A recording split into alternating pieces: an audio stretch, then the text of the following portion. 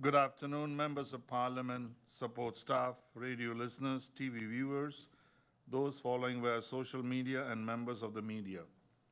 Welcome to this meeting of the Committee of General Affairs number 1 of today, Wednesday, September 13, 2023.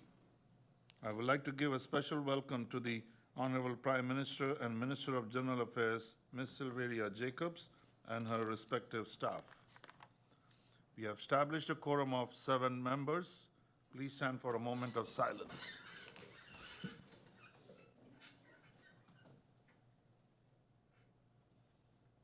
Thank you. I have received notice of absence from the following members: MP Rayon Peterson, MP Akeem Arendal, and an MP William Marlin. Are there any other notifications? No need. Who's that?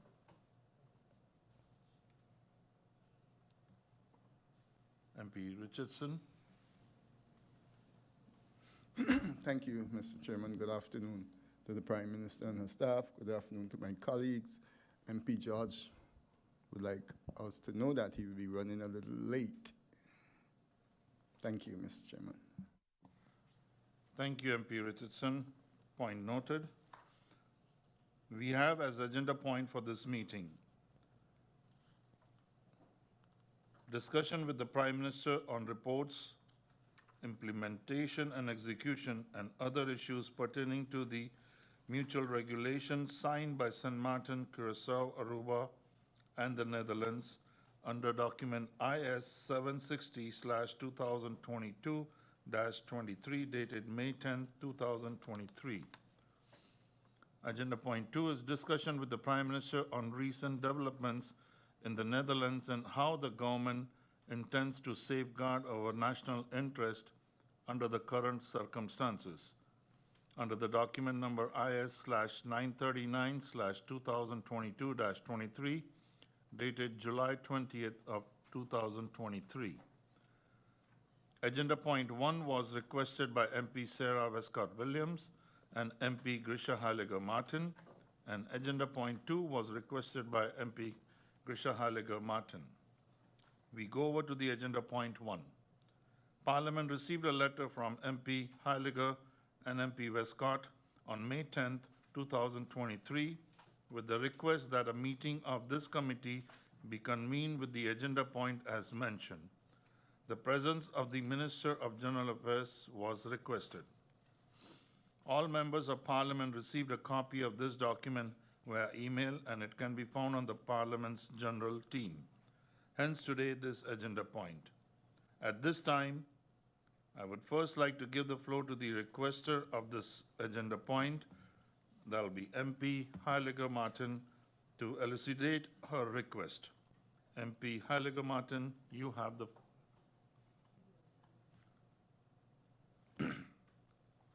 MP Wescot-Williams is going to be elucidating on this issue. So MP Wescot-Williams, you have the floor. Thank you once again, Mr. Chairman, and a very good afternoon to you.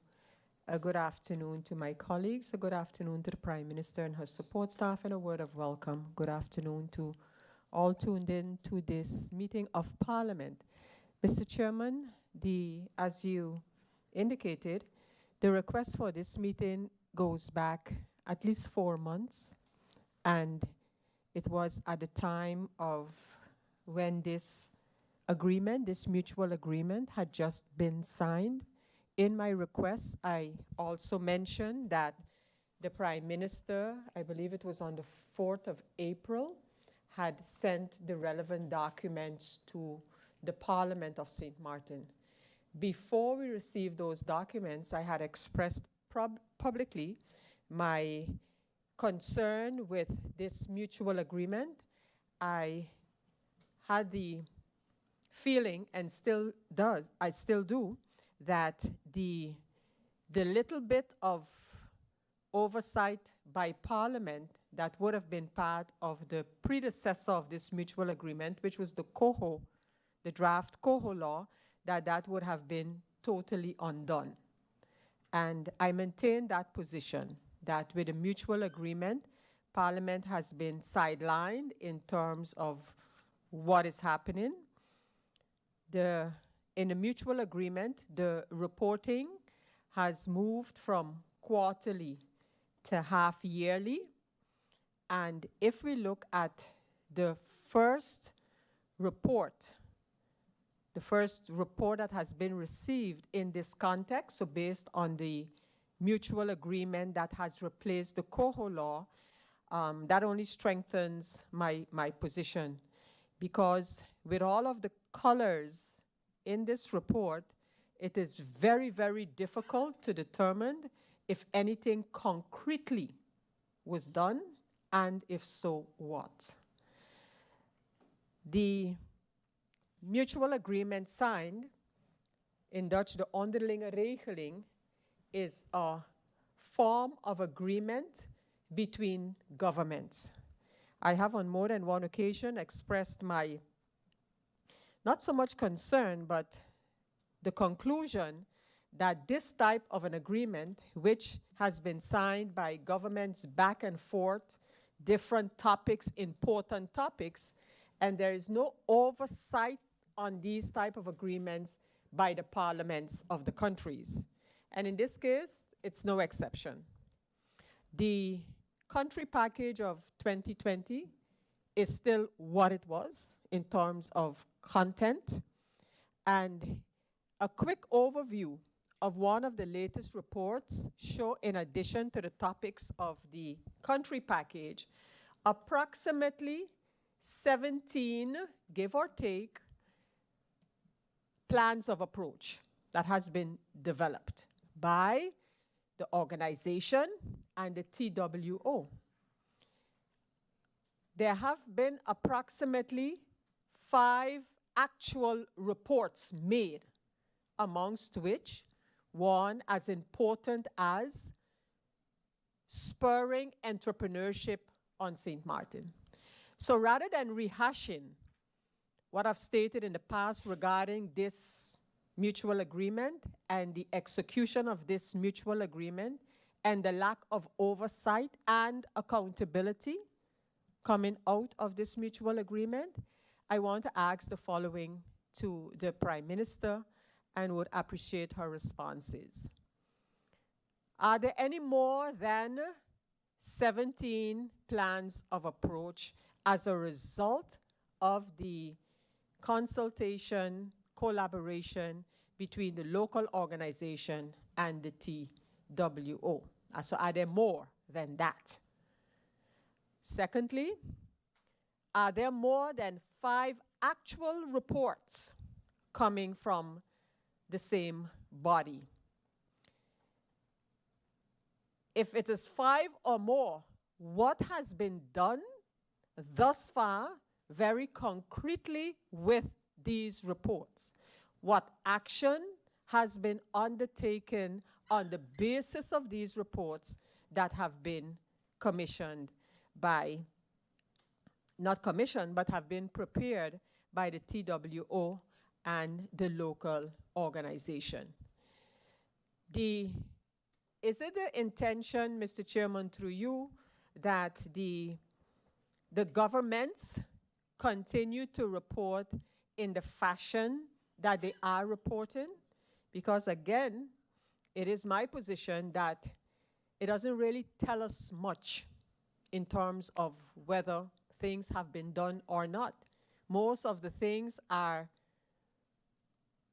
so-called in the green zone. Many of the topics are in the green zone because it's a matter of pushing them forward. They will be taken up in the next agenda. These are connected to the points E this or H that, and that's what the whole report contains. In terms of financing, for example, since we have some reports and plans of approach, what is the financial commitment made, if any, to any of the projects for which a financial projection has been made? And specifically, I want to know, has the Dutch government committed to more than the projects that we know until now, which include, for the largest part, the prison and the tax reform.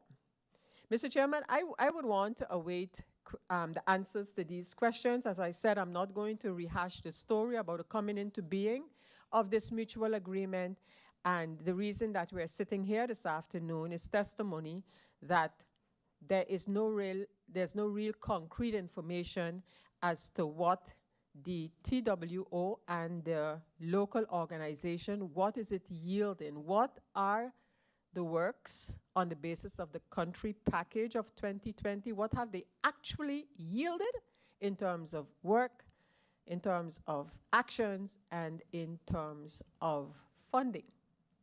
And if the Prime Minister could just zoom in on it from that perspective without any broader stories, I would be very appreciative. Thank you, Mr. Chairman. Thank you, MP Sarah Wescot-Williams. I will now give the floor to the Minister of General Affairs for her introductory remarks and/or any presentation if you have. Thank you, Mr. Chairman. Good afternoon to you, this griffier, members of Parliament, of course, my support staff here, also from the Ministry of Finance as well. Thank you for being here to support, should it be needed, in giving the necessary responses to the queries being made. Mr. Chairman, based on the letters received from Parliament and the agenda points, we did prepare some information for the members of Parliament. I know that the last progress report has been sent to Parliament to be shared with the members of Parliament. I'm not sure whether that has been disseminated as yet, the second quarter progress report. And based on the statements just made by the Member of Parliament, I can say that in terms of what is now on the table in terms of a mutual regulation is much more acceptable to the people of Sint Maarten, to the people and governments of Curacao and Aruba. Basically because this construct that had been initially put forth had a removal of certain authorities from parliaments and governments. With the signing of this mutual regulation, it is an agreement between two parties to prepare the agenda together, to prepare the reports together. So it's no longer being done by the TWO and then approved by us. So we are playing, as Sint Maarten, in our reports and in our agenda, a much bigger role. Second to that, Mr. Chairman, it was also this esteemed body that had a serious issue with those authorities that had been usurped with the previous construct that was put forth. And it is the reports coming from this parliament, together with those from the parliaments of Curacao, Aruba, and the Netherlands, that caused this change. So I must say I'm thankful for the contributions of this parliament in removing that extra layer of supervision that we did not see as necessary, especially where it was not equally distributed. As it relates to holding government accountable to the decisions we make in terms of what we agree with the Dutch government to work on in terms of achieving the reform measures that we have agreed are priorities for us. In fact, one of the things positive about this was that we were able to adjust and reprioritize some of the original reform measures that had been set forth. Of course, you're not going to see that just like that, but when we give or come forth with something that is more of a priority, this is then added, etc. And the Parliament of Sint Maarten has the opportunity, as I said in the beginning, to request meetings, as we are here now, to respond to whatever may be noted as a concern within those, whether it's the agenda or the reports. Any legislation that follows from any of these reform measures would have to go through the regular trajectory of Council of Advice and all other advisory bodies The further report would have to be made by the government, and then it would be able to go back to the Council of Ministers and then forward it to His Excellency the Governor to come to Parliament for debate, where again, the Parliament has full opportunity to be able to debate the pros and cons of said proposals of legislation. So in that way, the Parliament is still very much in the loop and where needed, taking decisions. The mutual regulation and the reform measures establish a legal basis for sustainable cooperation for the public sectors in Sint Maarten, a cooperation between the Netherlands and the government of Sint Maarten, Mr. Chairman, that coincides with the development direction of our national development vision, the national development vision of Sint Maarten, namely financial, economic, social, education, healthcare, and governance reforms. As a matter of fact, to be able to take even more ownership of it, we don't even refer to them as country packages anymore. We talk about our reforms based on our NDV. The regulation is based on equality, ownership, and commonality. It also includes mutual commitment. Through this regulation, Mr. Chairman, Sint Maarten commits to working on the implementation of reforms, and in return, the Netherlands commits to providing the necessary support to implement the reforms, whether it be on a capacity basis of human resources or finances for third parties or for equipment. This is done by providing, as I mentioned, the implementation capacity and financial resources, and it fits within our sustainable development goals of partnership for the goals. And I think it's very important that we take note of that. The collaboration thus far, Mr. Chairman, has gone quite well.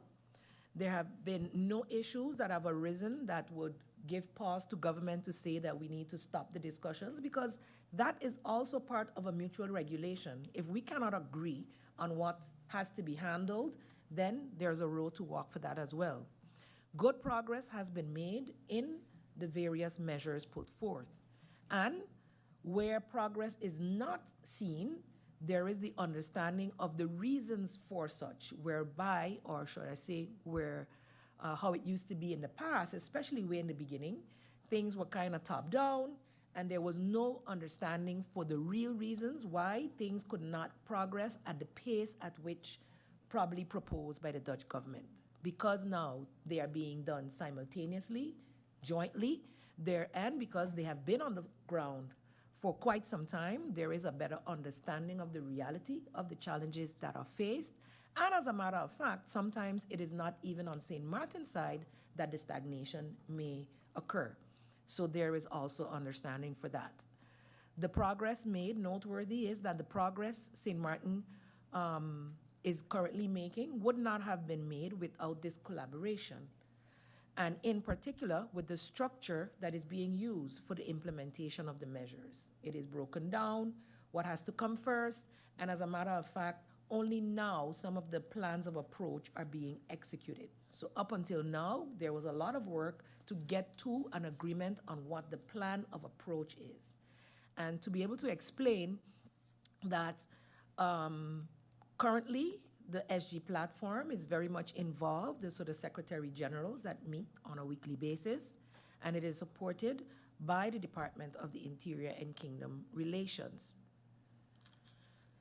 Every measure that requires an advice to come to the government of Sint Maarten, so it requires, let's say, ministerial approval to move on, sometimes is stagnated because it has to be properly presented to the Council of Ministers. A minister may be quite abreast of a measure that relates to their ministry, but when it comes now that you need a Council of Ministers approval to proceed, sometimes a presentation is needed, etc., and it takes time to schedule those. So at all times, there is full transparency, especially as it pertains to any document, any measure that requires a Council of Ministers approval in order to move forward and say, yes, okay, there's a ministerial approval now after the technical have worked out the details, and we can proceed. The progress reports, Mr. Chairman, have thus far been drafted quarterly and based on the quarterly implementation agendas, as had been mentioned by the Member of Parliament. The last report that has been shared is the Quarter 2 report of February 16th to June 30th of 2023. As you were informed, we are now moving towards biannual agendas and reporting, as these reports are very time-consuming for our organization to develop and takes away from the actual execution. So this has been decided by and also agreed upon by all Kingdom partners to have the reports done less, but that does not mean that there is not constant monitoring being done within. So at any time, if there is a question that falls within the quarterly period and the members of Parliament would want to be updated on that, it is their purview to request such an update, especially in a place where there is unclarity, as the Member of Parliament mentioned a few minutes ago.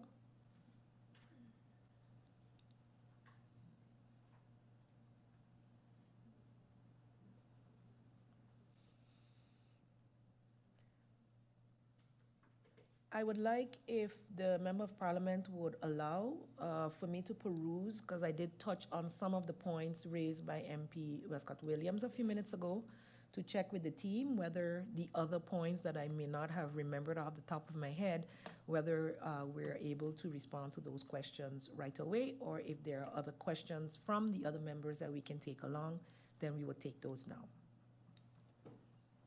You want to add up more questions? No, I mentioned that the MP mentioned or asked a couple of questions in her opening remarks. I addressed a few of them in terms of whether I didn't note down some of the others, but what I can also mention is that when we have said publicly, and we have stated that Sint Maarten is actually progressing well, and this has been also said in the second chamber by the State Secretary, and that's the green zone that the member is mentioning. There's green is everything is going according to plan. Orange would be, hey, we need to pay attention to some of these deadlines not being met. Red is the deadline has been passed.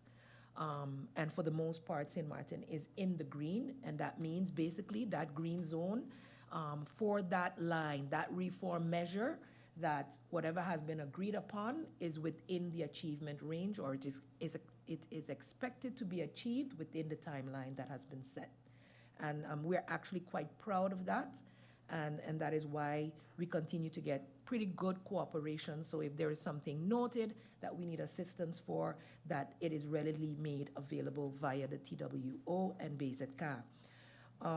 The financial projection, etc., I would definitely have to liaise in terms of which projects, where they are exactly, what has been executed. All of that, of course, I'd have to liaise with the department that supports the execution, and our dear Andrea, who's the main person that monitors on behalf of government.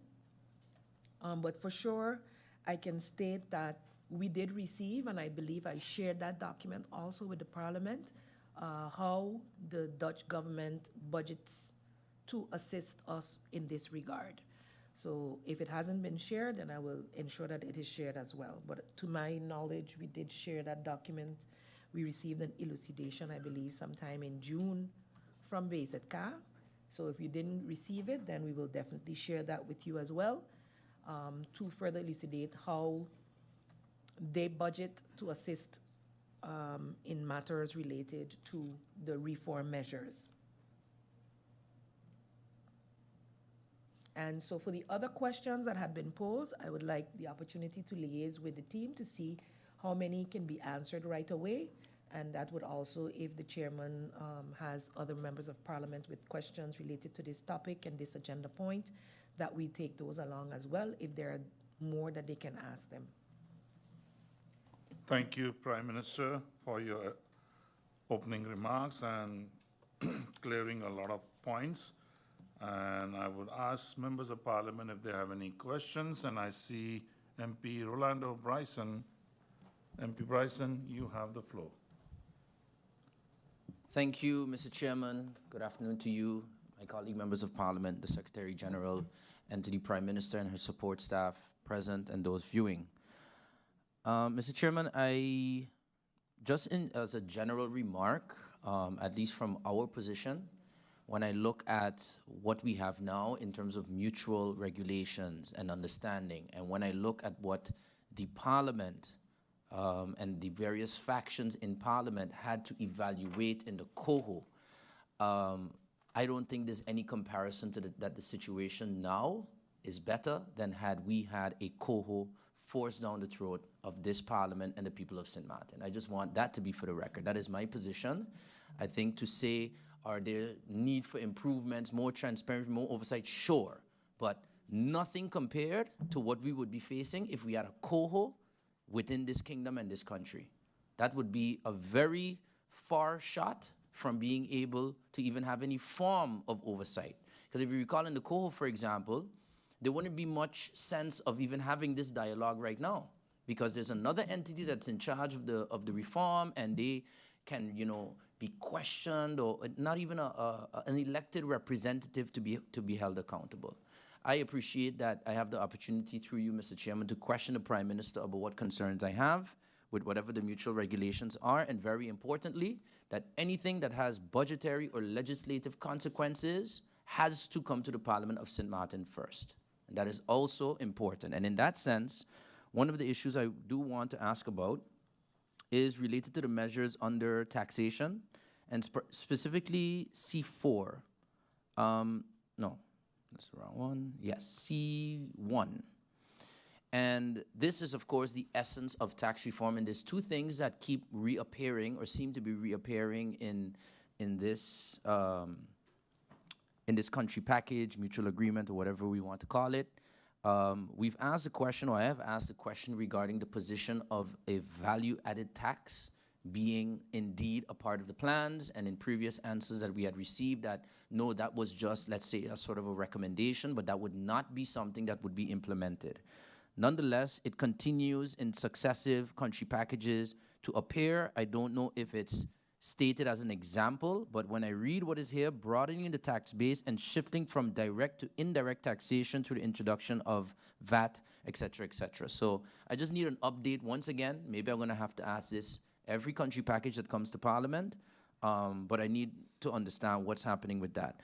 But also, in the elucidation to that point, in terms of an update, it states that a decision memorandum position paper was adopted in the previous period and presented to Parliament. To my recollection, unless I'm mistaken, what we did get from as Parliament was a presentation from the Minister of Finance regarding tax reform. I don't recall a position paper or decision memorandum being sent to the Parliament. If that was the intention, is that still going to be done? Is that something on its way? Or is this referring to the presentation that was made by the Minister of Finance? I do think it would be very interesting that if there is a position paper and the intention is to have it presented to Parliament, because maybe this is something, speaking in the future tense, it would be interesting for the members of Parliament to have that. Another point within the country package that I continue to observe is with regard to permits.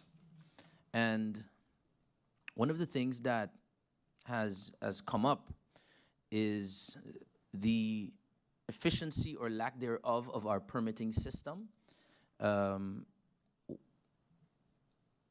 This is under section E3, just if the Prime Minister would like to look.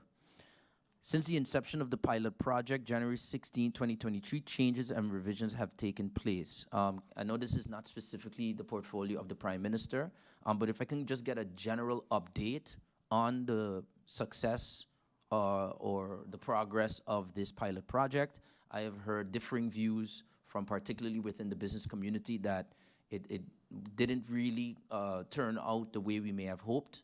Would be good to get an update on that from the Prime Minister. Generally speaking, my position is that both the Arbeidsvreemdelingen law and the LTU have to be updated to really properly synchronize between the two. I have been very busy with that, with both of the ministries as well now with the Department of Legal Affairs. That is, of course, a very complex legislative effort. But whatever is being done in the interim, if the pilot project was one of them, I would like an update on that. And To the point on education, the latest update here is that the plan of approach will be drawn up with the assistance of the project manager. So there seems to be a sort of plan of approach related to all of these educational reforms that are collected into G1. Can the Prime Minister provide us an update on how that plan of approach is doing, what it will look like, and will that information be shared with Parliament? I think that plan of approach, if that is the process that we're going, can help answer a lot of the questions that many of us have related to education as a whole. We see things in here, education quality, connection between education and labor market, something that I find especially important, strengthening the quality through effective supervision. So that tells me that there's going to be a plan for changing the supervisory aspect of the Department of Education. So in essence, of course, all of the details of it may not need to be presented, but if we can get confirmation if that information and that plan of approach will be shared with Parliament. That'll be all, Mr. Chairman. Thank you. Thank you, MP Bryson. The next person I have is MP S.A, Wescot-Williams. Thank you once again, Mr. Chairman. Mr. Chairman, and I just want to briefly react to the comments from the Prime Minister that I consider introductory remarks. So I just want to zoom in on some of the issues mentioned. The Prime Minister stated that the priorities have been readjusted. And my question is, how and what are the government's priorities that differ from the country package of 2020, December 2020? The Prime Minister continued to sort of admonish / maybe lecture that Parliament can call meetings. Of course, that's always the case. However, today we're sitting with a meeting that was requested 4 months ago. And so, of course, while we can call meetings to debate and ask to give account, that too needs to be taken into consideration. But with that statement, I would want to ask of the Prime Minister, based on the work of the TWO and the local organization, what legislation is en route to the Parliament of Sint Maarten? So specific based on the plans of approach or reports, the plans of approach, or reports, what specific legislation is en route to the Parliament of Sint Maarten? The Prime Minister referred to the fact that the country package is no longer called country package.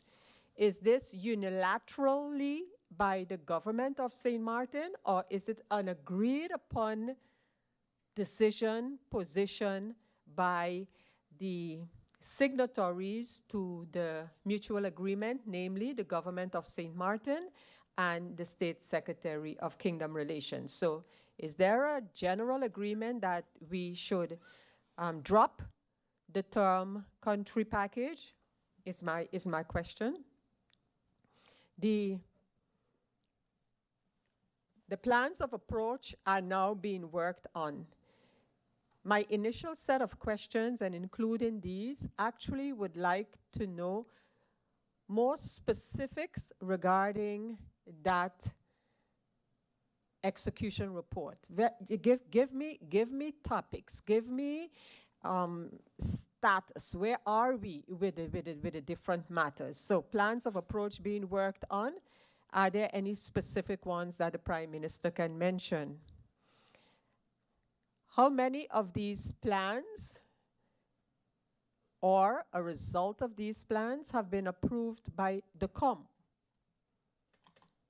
And following such, my question is, then what? Then what happens then? I too want to refer, which is not the first time that I do it, I've done it to the minister responsible, and that's the Minister of Finance, regarding this so-called Beslis Nota that in the country package, or at least in the report, it is stated has been in other words, approved by Parliament. So my question is, what exactly is this note? Cannot be, I hope, the 8-page document that was presented in here by the Minister of Finance. Is that the government's tax reform outline decision? So if the Prime Minister would have some further information regarding that, because it keeps coming back in these reports that this decision by the COM, this report by the COM has been approved by the Parliament. And I'm trying to understand what. Because the last thing, when I questioned this matter, the Minister of Finance said, well, next in line for you, Parliament, are the draft legislations. And in other words, told us, wait on that. Wait and see what the legislation contains. And a similar remark like, when you get a legislation, then you do whatever you have to do or to ask. So I would really like to know what is COM's decision on the tax reform. Could that be presented to the Parliament of Sint Maarten and not echo the sentiments of the Minister of Finance that we should wait until the draft legislation comes? So if the Prime Minister in her responses can go into those matters as well. Thank you. Thank you, MP Sarah Wescot-Williams. The next person is MP Grisha Heyliger-Marten.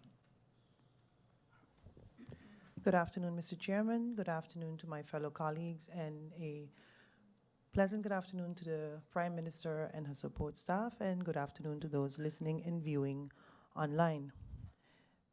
Mr. Chairman, I'd like to, through you, thank the Prime Minister for her, introductory remarks? We're gonna, right? Her presentation then. I just have a few questions. Some of the comments or the presentation, what was mentioned in the presentation was a bit vague for me. If we can just get a few clarifications when it comes to the first statement the Prime Minister made through you, Mr. Chairman, regarding Sint Maarten playing a bigger role with the country packages. How exactly? A bigger role how? What exactly are we? What's the new role that we have now with this mutual agreement?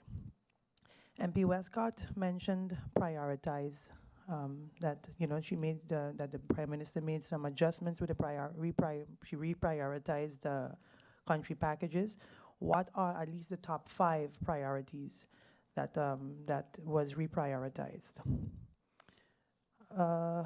This mutual agreement was signed. I don't recall, and correct me if I'm wrong, if the Prime Minister came to Parliament before that. I don't know if it was I think from what I recall, we haven't had a breakdown or any kind of elucidation of what this mutual agreement will entail. I'd like to know why. Why was it signed without coming to Parliament first? And also, I would like to know if this agreement was vetted. By whom it was vetted? Has it been vetted against international laws? Has it been vetted by a group of people, lawyers, before it was signed?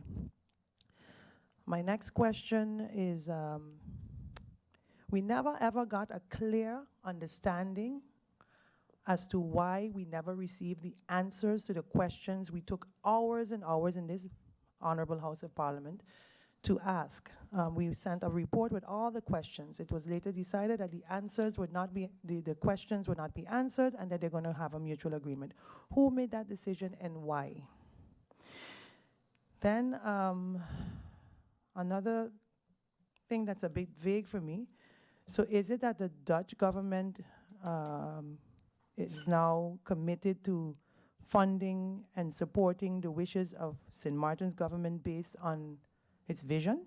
So they're going to fund everything? That's what is there? Or is it another entity that's going to be in collaboration with the Dutch funding the wishes of Sint Maarten based on its vision?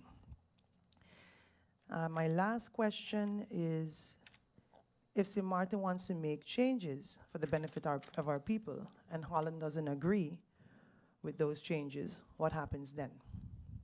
Thank you, Mr. Chairman. Thank you, MP Grisha, Heyliger-Marten. I see MP Bryson. MP Bryson, you have the floor. Thank you, Mr. Chairman. Mr. Chairman, I think maybe further, it seems that a lot of times in terms of what we have to do and our interaction with the government is always something that for some may leave some to be desired. However, when it comes to two things, I just also for everybody to remember what the COHO was from our experience in the Kingdom Relations Committee. I must say, one of the good things that we did as Parliament, there were very broad, if you call it position papers or positions put together that stated what I can comfortably say most people's displeasure with the COHO and even maybe some alternatives. The thing is with that legislative trajectory, and I would like the Prime Minister to just confirm if this is indeed the case, if a kingdom law is taken off the table so it no longer proceeds through the legislative trajectory, do we still have to get answers to those questions? Because I don't think that's how it continues. In other legislation that has gone through the process, it is a requirement that we would get the answer to different questions or replies to the report. So that is something I think maybe Prime Minister from that perspective in terms of the legislative trajectory that we understand that it was not that Parliament posed questions to a particular government. It was really part of a legislative trajectory where positions and questions were asked. And also, I am 100% for if we're going to say that the government needs to be able to report to Parliament. But if we look at what a mutual agreement is, it is an agreement between the countries. Much like the Parliament, we will have our IPCO, we send that to the Prime Minister, we then can get that, but that is the parliaments having their interactions. What I understand from mutual agreements is an agreement between countries. The key thing I have continued to highlight, and that's where I ask these type of questions, is that the authority of Parliament is not usurped in such mutual agreements. So maybe it's important to reiterate that distinction, that the mutual agreement is on an executive level, and that anything that would come from that requires parliamentary support, are there any decisions that can be taken by the government without the Parliament, such as budgetary or legislative? So it's a new parliamentary year. Calm down with the salt now. Jesus, man. It's like every time. Saltiness can't done. Anyway, we need to, sorry, I get thrown off when all kind of whispers every time I'm speaking because I seem to be hitting a nerve every time.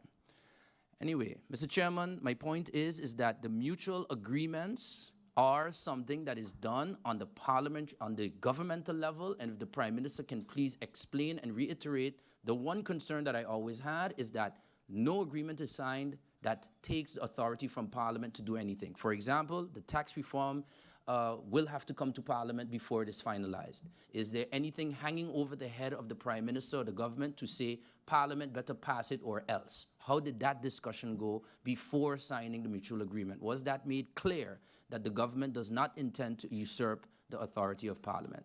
Thank you, Mr. Chairman. Thank you, MP Bryson. I don't see, okay, I see MP S.A, Wescot-Williams. MP Wescott, you have the floor. Yes, thank you again, Mr. Chairman. One brief other question to the Prime Minister. In the country package itself, the one of December 2020, was a mutual agreement. That was the form of the country package. So the country package itself was a mutual agreement that actually prescribed the COHO. In fact, the country package states that if the COHO did not, at the time, go through, the country package was no longer applicable. Given that, and the move from COHO to a mutual agreement, my question is, how was that bridged? So how was the fact that the mutual agreement country package December 2020 stated that that was inextricably linked with the coho being executed, how has that been bridged? So the country package still exists, but the coho, we know the fate of the coho. And if the Prime Minister got the impression that I was advocating the coho, let me dispel that impression, if it was. The impression that with my reference earlier to the coho, absolutely not. And my comments on the coho would prove that. But what I want to know is how was that part bridged, the link with the country package and the coho? Coho is off the table. So how was that bridged now that the country package now became the basis of a new mutual agreement? Is my question. Thank you. Thank you, MP Sarah Wescott-Williams. I believe there are a lot of questions, so I would like to adjourn for 2 minutes to discuss with the Prime Minister if they are ready now or they would need some time. Meeting adjourned for 2 minutes.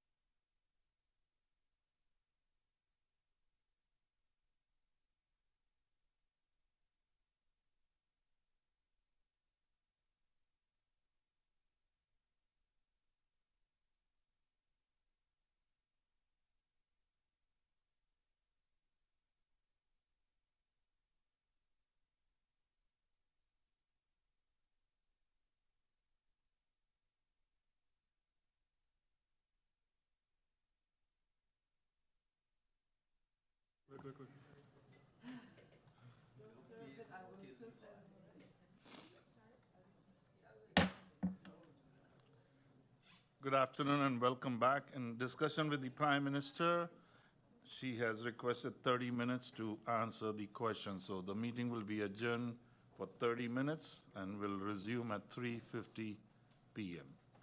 Meeting adjourned.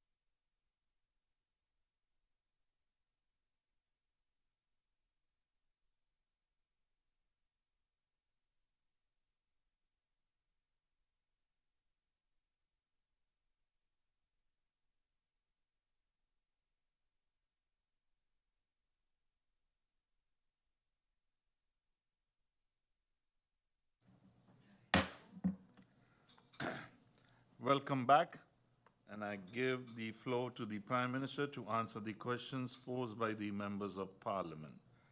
Prime Minister, you have the floor. Thank you, Mr. Chairman. Good afternoon once again for all those just joining. I'll go straight into the questions with your indulgence, Mr. Chairman, and thanks for the extra time. There were questions asked by MP Wescot-Williams related to the reporting, moving from quarterly to half-yearly.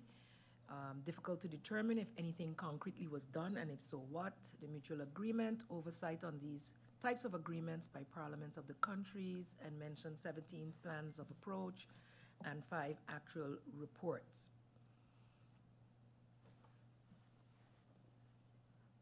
Are there more than 17 plans of approach was asked as a result of the collaboration between the organization, Sint Maarten's organization, and the TWO. All of the plans of approach, reports, and implementation agendas that are formally approved by the government of Sint Maarten are published. At the moment, there are 44 published documents, including 19 plans of approach. The plans of approach that are still in draft, therefore not yet formally approved, will be published once they have been approved. Of course, for that to happen, it has to go through the trajectory of approval in the Council of Ministers. To the question as to whether there are more than 5 actual reports, the answer, I think, was clarified in the previous question, and a full list of all published reports can be found online. And there are more than 5. However, not all have been approved as yet.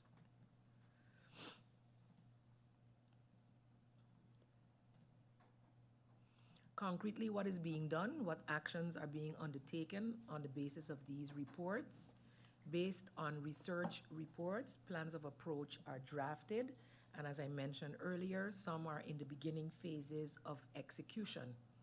I can go to the published report. B6 is one of the measures that falls within the Ministry of General Affairs, to give an elucidation as to what is in the report and what is being done. So B6 is the framework of the measure is the framework of optimum staff deployment, the staff formation, job occupation and actual presence, and deployment of employees of government and government organizations will be examined. If staff wrongfully receive wage, depending on the situation, measures will be taken, etc. That's the measure. What was done, or the activity under B6, is that an employee satisfaction survey was done and an exit survey was done. These are actual things that happened, activities that took place, and they was looked at in terms of capacity building and retention. In the report, you will also read that they were adopted, so they were approved as the final product. So the whole plan on how that was to be executed was done. Currently, with that survey, the project team submitted recommendations to the Council of Ministers, which were approved, and since then, a working group, what is it called? The MP?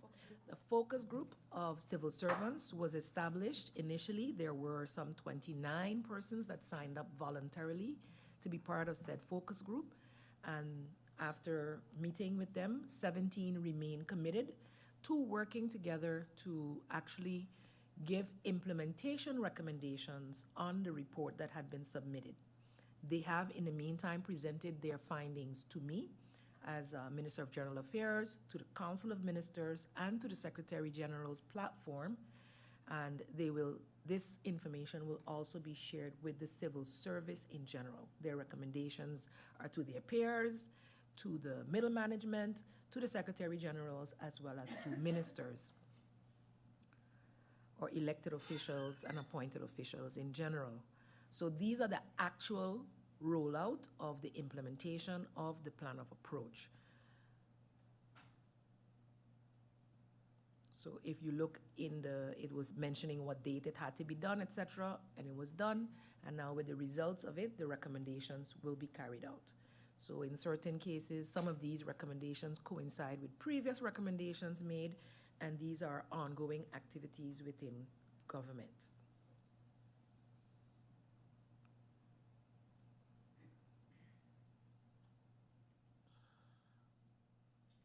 Is this where I was?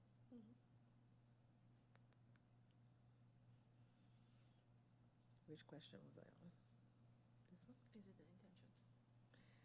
So the next question was whether it is the intention of government to continue to report in the fashion that they are reporting. So we are working currently on a reporting mechanism that will allow us insight into the progress on the National Development Vision according to our NDV. This way we can report on how far we are as a country on reaching our national goals and in relation to the SDGs. A dashboard has been launched last year, October, and is currently being further developed to be able to accommodate this kind of transparency. So we don't only want to report on the reform measures separately, but as a government in totality on all government's policies, programs, projects that are ongoing via this dashboard. And I think I mentioned in previous presentations that the NDV is in our recent deliberations since moving to a mutual regulation has been now the basis upon which we are working towards the reforms. So that is one of the key changes also that came as a result of the COHO no longer being on the table. The next question, Mr. Chairman, was what is the financial commitment that has been made, and has the Dutch government committed more than the projects that we are aware of aside from the prison and tax reforms? All ministries and most measures receive some sort of support. This is upon their request, whether it be financial or capacity-wise. So it is not only those two projects that are receiving financing, and as I mentioned, we did get an overview from Py23-24 as to how the budget is set up. And once we as a ministry or government department for the execution of a particular measure note that there is a need, a request goes in, there's a discussion with TWO, and then it is worked out how that would be disseminated. So that happens across ministries.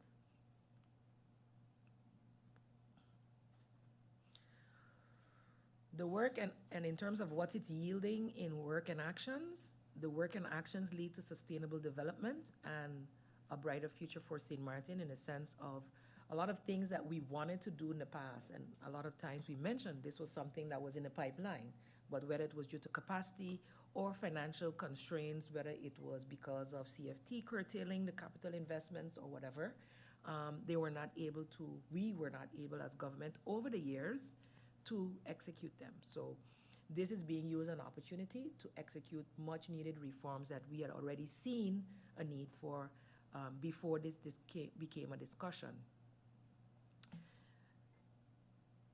And in terms of actual specific actions, like I just mentioned about the civil servants satisfaction survey as a specific action, and the exit survey, which is now being, let's say, worked out into actions, whether it be trainings for particular levels of management, incorporating some of the suggestions from the work group that I just told you was formed from the civil service in terms of simple things that you can do without even a financial injection that would make the place of work more pleasant, more productive, and take their changes or their recommendations into account as well.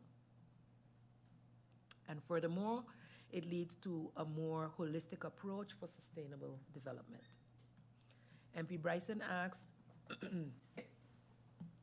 under the taxation measure C1, the value-added tax still being part of the quote-unquote plans. It would appear that it is still something to be reflected. How is this updated in the country package?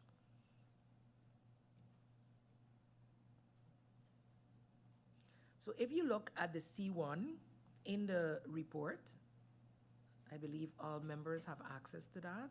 Where do I have it? Yes.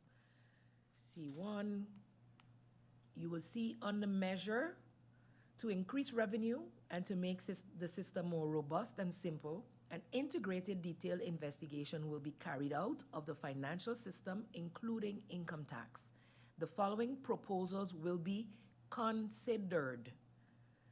This does not mean that what is proposed under the considerations is a fait accompli or will have to be executed. It will be explored to see whether they are feasible within St. Martin's context. And from what I've gathered, that particular tax was not deemed to be feasible and also had particular risk involved in it. And so therefore, the measure doesn't change. It is the activities that flow out of it that will determine what action St. Maarten is taking. So the measure is the agreement that we have with the Netherlands from the get-go. However, the second row, C12, C13, C14, C15, are the actual activities that are being carried out by the ministry to be able to reach to the reforms that we would like to see for tax. And I believe C14 is one that is being worked on. And if we look at the agenda, it states that sometime in September it is expected, but more than likely, it's been updated, 1.5.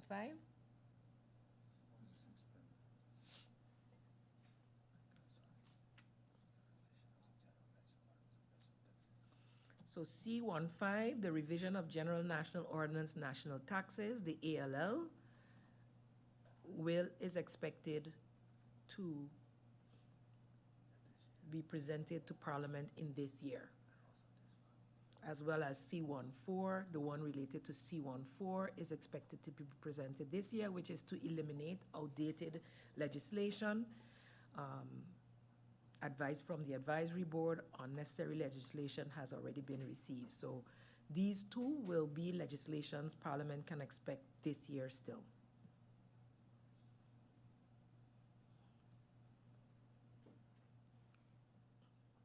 My fingers ain't working.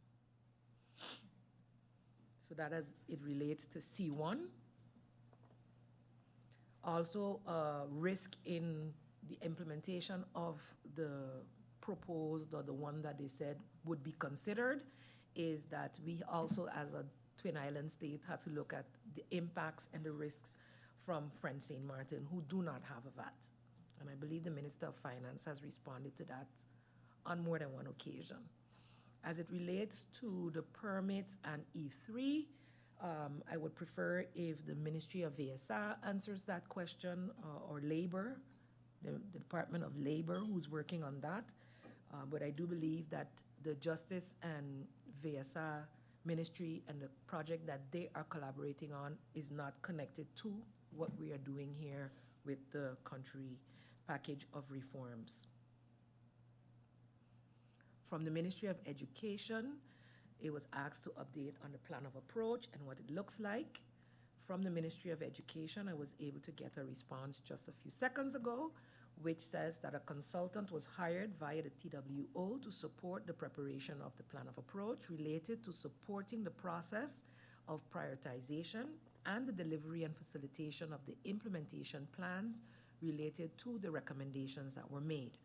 The consultant commencement date was August 10th, due to a delay in the hiring process. A kickoff meeting was held with the ministry, and the process is now ongoing. So the plan of approach is now being worked on with the assistance of a consultant.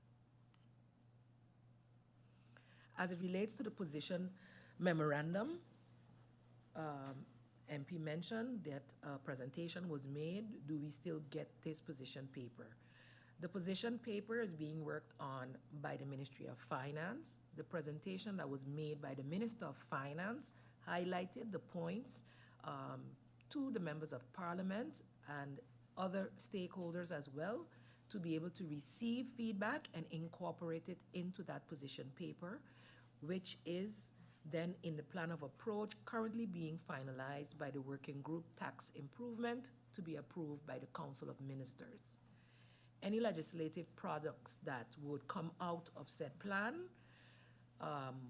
will then, of course, be forwarded to Parliament. What the minister did is that he took the sentiments of the Parliament along, so the presentation that was made, according to his assistant and one of his advisors here, was what the minister presented is verbatim, let's say, the information from the position paper to Parliament to receive your feedback. And the actual document is not going to be shared at this point because it still has to take the feedback from all other stakeholders, and then the final product will go to the Council of Ministers. I believe this was also a question asked by MP Wescot-Williams.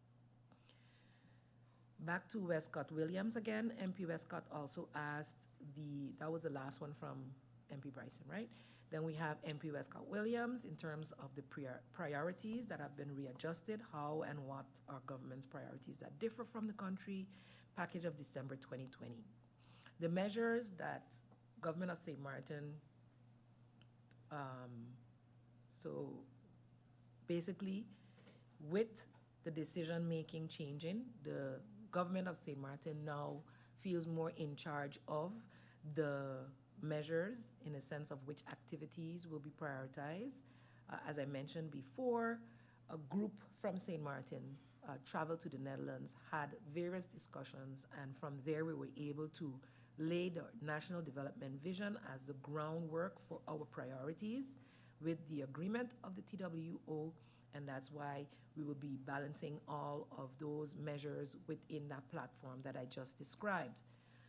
Through this platform, government will not only ensure the implementation of the measures that are important to St. Maarten and its development, but also that the measures are in the context of St. Maarten.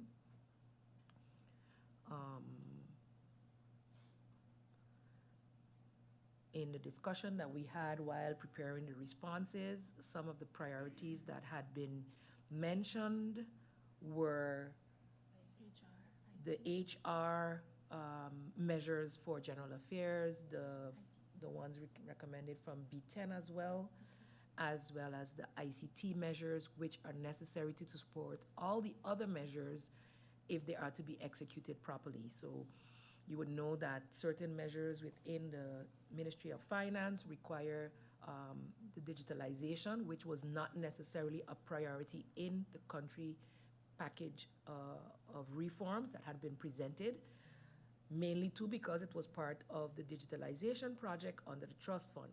However, in order to be able to facilitate that some of the other measures were done, we had to fast track some of that via the measures within the country package so that we could support that. And in that respect, the ICT department has been supported with human resources as well as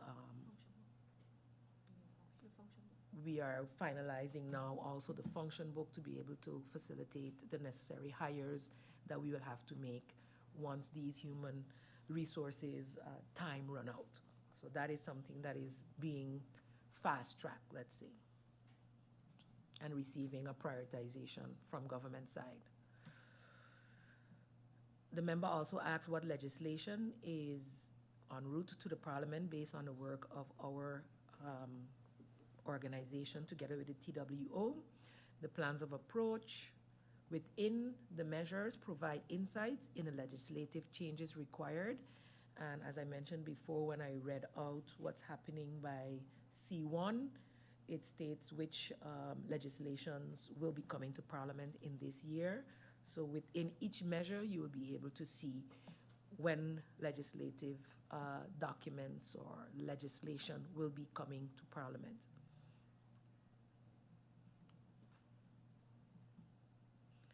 The member further asks whether this is unilaterally done by the government of St. Maarten or whether the signatories of the mutual agreement, and should we drop the term country package. The country package indeed is a mutual agreement that was made in 2020. The areas mentioned are part of the collaboration between the Dutch government and St. Maarten government. How we actually implement the different reforms depend on our context and our priorities as mentioned before. And in order for us to really take ownership of these measures based on the fact that we were able to, once we had analyzed our national development vision and put it side by side with these measures, and seeing that they were in line with what we had as a vision for Sint Maarten to 2030 and beyond, we really wanted to focus not on it being measures or a country package as was, let's say, forced down your throat, but in the discussion now that we're in a mutual regulation, a mutual agreement with the Netherlands, that we are speaking from a position of ownership in that this is our reform measures. So it is nothing that is agreed upon as such. The document still comes as it comes, and so if members want to continue to refer to it as a country package, we have no issue with that. But from our perspective, in terms of ownership, we mention the reform measures because these are the measures that are forming part and parcel of our vision for the development of Sint Maarten. The member asked about more specifics regarding the execution report, topic, status. Are there any specific ones that I can mention? How many of these plans have been approved by COM? As I mentioned before, all plans of approach have to be approved by COM, and once they are, it is then published. This is the internal process that we must undergo. We can provide you with a list, and the approved plans of approach after this meeting. As I had mentioned before, with the B6 measure, the recommendation, the report, and the rollout that is happening at the moment is an example of the execution of one of the activities within the measure. But I did go back while we were researching responses and could go into the website, and once the report is there or once the plan of approach is there, you know, we can just click on it and see, we can see all of the agendas as well as all of the reports that have been published thus far. To the question as to what is COM's decision on tax reform, I refer back to my answer on C1, where I elucidated in terms of the measure, the activities, and the status update that is provided in each quarter. And I think in an earlier answer, I forgot to mention that the quarterly reports will continue for this year. So the new manner of reporting will commence in 2024, correct? And that will be every 6 months. MP Heyliger-Marten asks about the bigger role Sint Maarten is playing with the country package. What is the new role?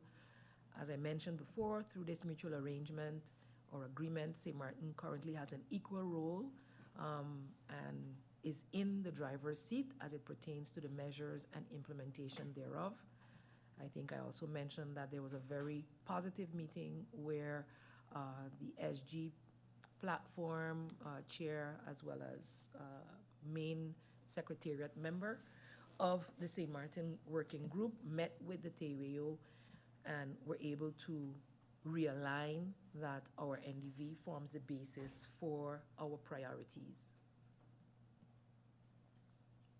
I believe I answered about the top 5 priorities in my answer to MP Wescot-Williams. The next question was about the mutual arrangement agreement signed before coming to Parliament. I do believe one of the MPs responded, but again, I've said this on the floor before. It is an agreement between governments, and it was not within the purview to share with Parliament prior to the agreement. And anything coming out of said agreement that would require Parliament's approval is not a fait accompli. It has to come to Parliament, it has to be debated, and it must then have Parliament's agreement to move forward. So if we do not have an agreement with Parliament to move forward, then it can't move forward, or maybe amendments will be made to it by Parliament. That is what happens here at Parliament. So the mutual agreement does not force Parliament to take any decisions. And as was mentioned before, it is a more equitable relationship in terms of what we can execute and how.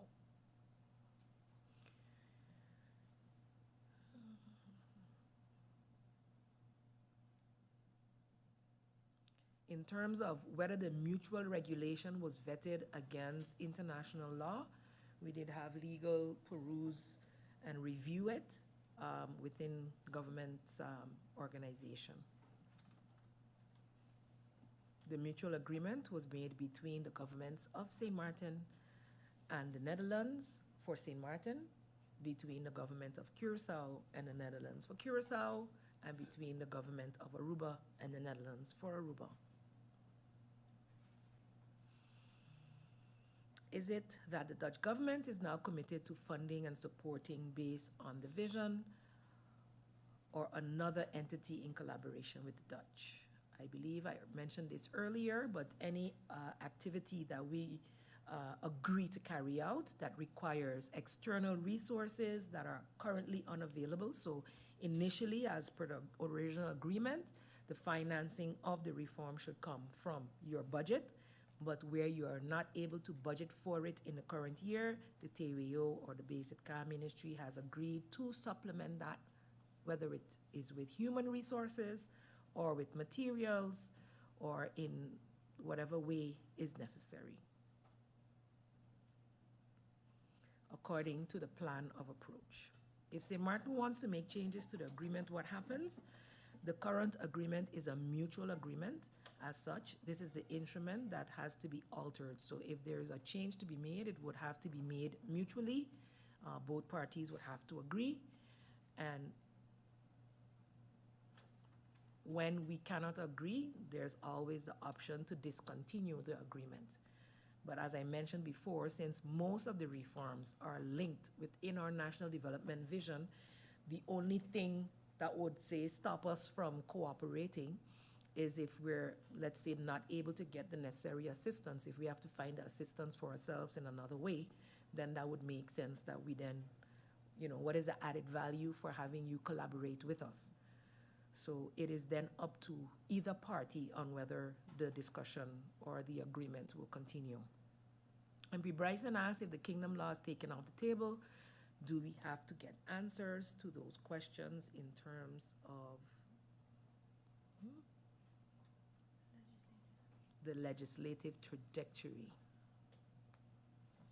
Which Kingdom Law? Coho? Oh, that has already been taken off the table, so for me, that's a station passé.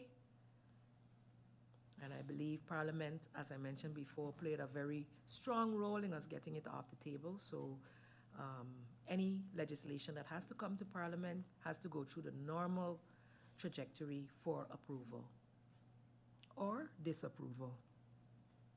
In terms of reporting to Parliament, the mutual agreement is on executive level.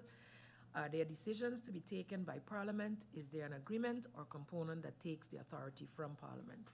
Parliament is and will remain the responsible entity as constitutionally dictated. This will not and cannot change. This also cannot be altered by a mutual agreement. As such, Parliament will and must always be consulted on legislation, relevant legislative, as well as other relevant legislative products. What is dictated by the mutual agreement is that there are progress reports and implementation agendas that we mutually agree on. And that is then sent to Parliament. So Parliament will always see those, be able to review them and ask questions as it may. MP Wescot-Williams then asks further questions. The country package itself was a mutual agreement, and asks now if the cohort didn't go through, the country package could still go through. If the cohort didn't go through, the country package would still or would not go through. I don't recall how the MP said it. I think.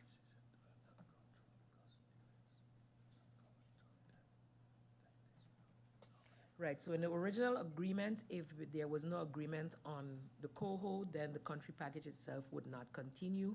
MP Wescott then asked, how was this bridged now that the coho is no longer but the country package still exists. The link to the country package and the mutual agreement as a basis for a new mutual agreement. For this government of Sint Maarten, the COHO is a repasseer de station, like I said before, so it is gone and no longer relevant. The current understanding is based on a mutual agreement. The understanding of this mutual agreement is a collaboration to continue to work on the reform measures as had been previously agreed, with certain changes in terms of now by mutual agreement and not the way it was being done before. The current mutual agreement is based on equality. As stated previously, the measures in the country package has from the onset been aligned under the pillars and goals of the National Development Vision, for which a National Development Plan with the assistance of the TWO will be drafted and is expected in the first quarter of 2024, as had been reported in the opening speech of Parliament yesterday.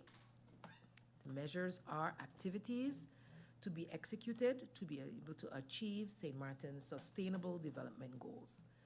The country reform package proposes generalized, broad reform measures for which the government of St. Maarten is the driver of the development, the implementation, and the execution of the measures. These measures aim at embedding structural change in specific areas, notwithstanding that the reform measures serve as a reform agenda for the coming 4 years.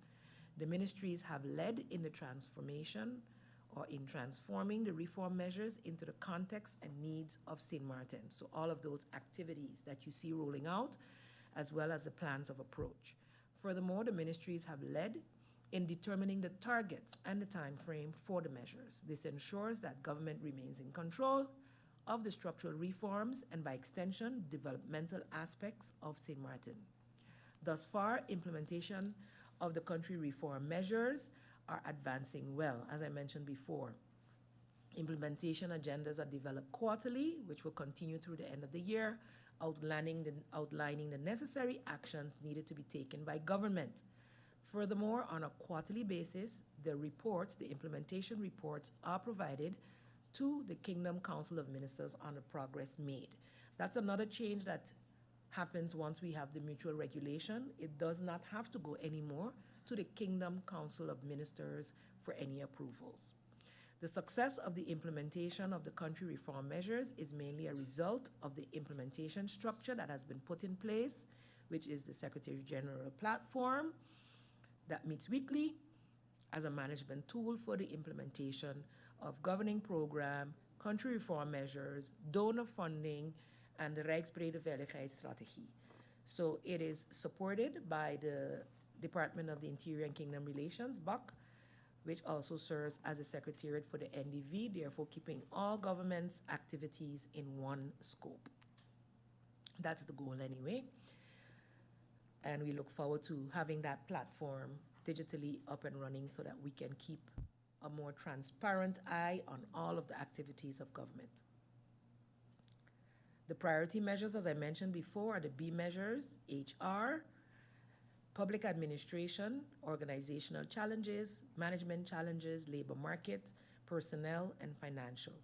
As such, the measures not only aim at making government more attractive by improving employment conditions, but also to improve the quality, effectiveness, and the execution power of the government organization.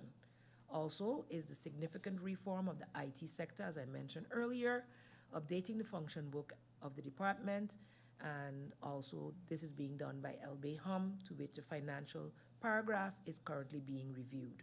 So it's in the final stages to go back to the Council of Ministers.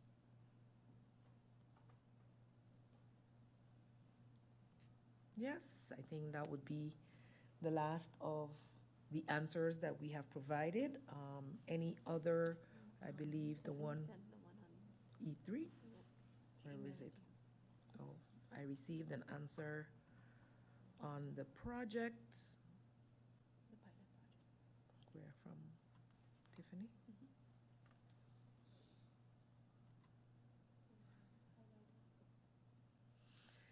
So I just received an answer that's actually from the Ministry of Justice. The pilot project regulating the status of tenured foreign employees, which was a joint collaboration between the Ministries of V.S.A. and Just and TEAT, began in January 2023 and was slated to end in July 2023.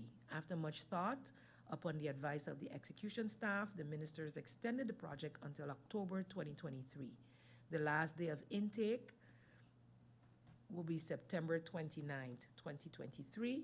However, it was made known today that all appointments are fully booked. In reviewing the data in the immigration database, there are some 83 applications for the project. Important to note is that the project is still ongoing and the total number of permits granted can be made available once the project concludes.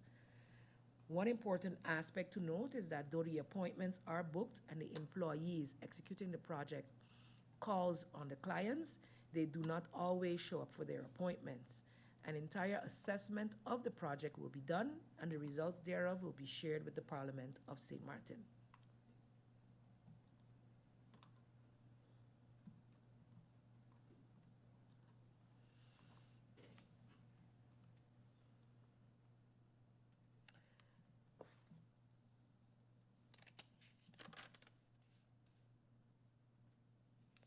I think, Mr. Chairman, that with that being said, that I have elucidated and answered as much as could be answered in the 30-plus minutes that were afforded. And I thank you for the opportunity to be able to be as transparent as possible with the members of Parliament and, of course, the public. Thank you, Prime Minister, for your answers. I see there's some need to have more discussion on this topic. I see MP Rolando Bryson. You have the floor. Thank you, Mr. Chairman. Just one more of a comment, and the reason why I think the question about the VAT keeps coming up. I understand the Prime Minister's explanation. The first column, so to speak, doesn't change. Is it a because what happens is every 6 months, or before it was every 3 months, the link to the website where it's published gets shared in different group chats like SHTA and IMA and these different ones. And when a business person reads it, they just jump at that. And then we end up getting a lot of those questions. And so if there was maybe as a suggestion where as an update, it can note that, well, VAT has been evaluated and has found to be XYZ, maybe that would help it. So just to consider the fact that, especially within the business community, this document is shared. The last time I get it actually was from a business person before I even got it myself on the website. So they're very keenly within the business community observing the country package document when it comes out. Many in the business community are looking at it. So that's something for us to keep in mind. Thank you, Mr. Chairman. Thank you, MP Bryson. The next person I have is MP S.A. Wescot-Williams. MP Wescott, you have the floor. Thank you once again, Mr. Chairman, and thank you, Prime Minister. I have several questions, and I'll try to keep it maybe to 2 or 3, because then we go back into a whole discussion. I want to talk to the Prime Minister through you, Mr. Chairman, about the issue of this tax reform, this Basilisk Nota, and whether Parliament approve it and whether now we have to wait for the legislation. As I mentioned earlier, the Minister presented made a very short presentation to Parliament. Now I'm hearing that from that presentation, feedback was gathered to then form part of the larger document. I think it would behoove all of us to review how this presentation went, because, Mr. Chairman, which was, for example, part of the presentation, a reference is made to lowering profit tax, but no further elucidation except maybe in a very brief verbal explanation given by the minister. How can we seriously review such a proposal if we don't have further details? So to hear that a larger document cannot be shared with Parliament, I don't think that's the way to treat Parliament in a discussion such as tax reform. And of course, yeah, I know we're going to get the legislation. We're going to have to debate it and decide whether we are in agreement or not. But why not have that in-depth discussion beforehand? Why not share the larger document that apparently has been approved by COM with Parliament? Because other stakeholders will get to, whatever the case may be, I don't subscribe to the process as being employed where the tax reform issue is concerned. One. Two, I think that there are low-hanging fruit to be had now in the context of tax reform. But if everything is continuously pushed forward to when we get to the legislation, that would not be possible. That's one thing. Secondly, the current mutual agreement allows for changes to the country package. And I ask if, with the process that is now on the way to get a focus on the National Development Plan, would that necessitate a change to the country package where we would see a different focus, where we would see the focus of Sint Maarten, and not because it remains what is there, and until the measures itself or themselves are addressed, that's what you keep getting back. And then we hear, yeah, but this might not go through because it's not feasible. We researched it and came up with what? As in the case of the tax reform. So, does the government see the need or the possibility rather, not the need, the possibility to, in these discussions, to get the focus on the National Development Plan? Does the government see the possibility to change up the country package itself to reflect that new focus on a National Development Plan? Is my I think my second question. And then thirdly, I still did not get anything regarding the finances from the Netherlands into the different measures. Yeah, they make what you call it, human capital available, technical assistance, whatever you want to call it. But what, and they have a budget outline, I'm understanding, at BZK, but what does that mean for the individual measures of the, under the country package? And coming back to my question regarding the National Development Plan, will we see a focus, which is not in the country package, on the social pillar for Sint Maarten? Because nowhere, the country package is all about, they call it making Sint Maarten more resilient, but it's all about strengthening the finances and no focus on the social pillar. Will we see more of that when we get a transition to the National Development Plan? Mr. Chairman, I want to leave it here for now. Thank you. Thank you, MP Sarah Wescot-Williams. The next person I see is MP Heyliger-Marten. Thank you, Mr. Chairman. I just have maybe 3 questions, yes and no questions, actually. Simply put, my question is to the government, to the Prime Minister, through you, Mr. Chairman. Is the government going to continue seeking funds within the kingdom, yes or no? And if the answer is no, is the government then considering following the Plasterk recommendations? And if the government will do that, then use the rights under international laws for alternative funding. And if the answer is yes to that question, that means following the Plasterk recommendation, is the government planning to create a SIP, a country implementation plan, just like that of the BVI, yes or no? So if your answer is yes to the first questions, I guess you don't have to answer the rest of the questions. Thank you, Mr. Chairman. Thank you, MP Heyliger-Marten. I don't see anyone else. I will look to my right to the Prime Minister. How much time?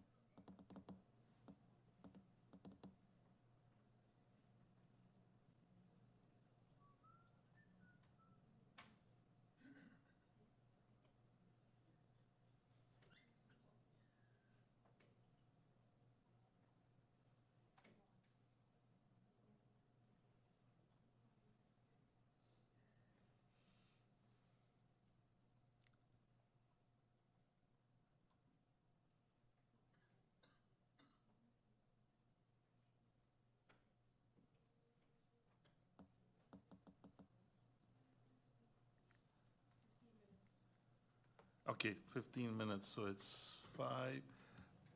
Let's adjourn till 5:15. Meeting adjourned.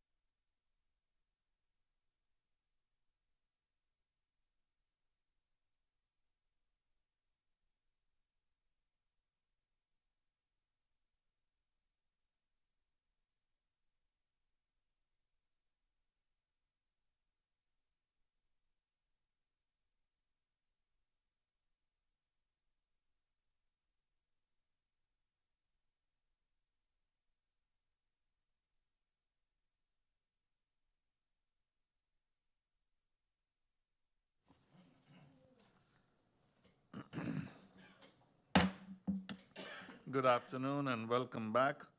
We'll dive in straight to the Prime Minister to answer the questions posed by the members of Parliament. Prime Minister, you have the floor.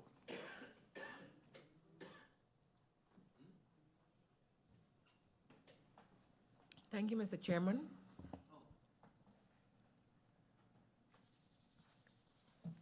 And thanks to the members of Parliament for their further questions and or elucidations required. MP Bryson asked whether it's possible to amend what is mentioned under C1. I think I was reading verbatim when I said that it said that these things would be considered. So I think anyone that still thinks that it's a fait accompli can be reminded of that, but we will look into the possibility to add a footnote at the bottom of that measure.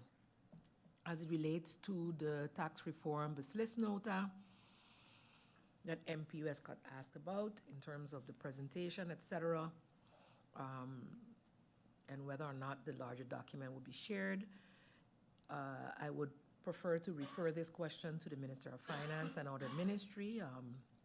As we exist in a system of trias politica, I don't see anything else I can say at this point without the minister going. I was not at that presentation to know exactly what happened. I'm just going based on what I was reported. So in that sense, if there's more that needs to be discussed herein, I would prefer that the Minister of Finance does that. But I believe that just like with the mutual regulation, there's a process that needs to be followed, and definitely if the process requires Parliament to have a say, then that will be done.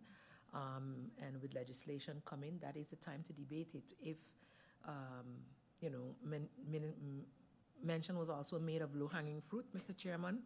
I didn't hear any suggestions coming forward. I don't know if they were proposed to the minister at the time. However, if the ministry or, the Parliament would like to propose low-hanging fruit in regards to tax reform, or to find out whether it forms part of the trajectory of the minister and the Ministry of Finance, I believe a closed-door meeting can be called on that as well with Minister of Finance. I am not in a position to go into the details on that. As it relates to the current mutual agreements allowing for changes to the country package, with the process underway for the focus on the National Development Plan, would it necessitate a change to the country package to see the focus of Sint Maarten, and does government see the possibility to get the focus on the NDV plan, the National Development Plan? I think it has to be clear that, as mentioned before, once these measures had been proposed and we looked at our national development vision, we could see that there was a lot of cross, and that's why we could support the measures. We didn't support the manner in which it was being implemented if we want to go back in time. However, for the most part, these were things that we felt also needed to be implemented years ago. And so taking up that mantle and having a plan to be able to do so, we were willing to work on that. We didn't agree with the manner, we didn't agree with the supervisory aspect that was being implemented or forced, and for which we signed on to work towards a trajectory, knowing that it would have to come to Parliament, and luckily we were able to get that off the table. The focus is already on the National Development Vision, as I mentioned before. That is how the priorities have been determined for the measures, for the activities rolling out of the measures, as well as a sequence in which measures are being approached and deployed at the moment. As mentioned, the pillar or the pillars of the NDV, along with the developmental goals that Sint Maarten has, are and remain the guiding factor in these reform measures that we are working on. This is the case for all projects of government, not just those that fall within the agreements we have with the Netherlands. Government is working on more than just the country package. I know initially the discussion was like everything else is going to fall apart, but that is not the case. The ministries continue to work on other priorities that they already had set, their ministerial plans, etc., based on our governing program, which is linked also to the NDV. All governing programs from 2010 to now are within, can be found, so various governments that have been in government during 2010 to now can look back in the National Development Vision and see themselves reflected in there. So I don't think it's anything that anyone can dispute as things that were needed for the country and still needed as we move forward, the goal being for 2030 and beyond.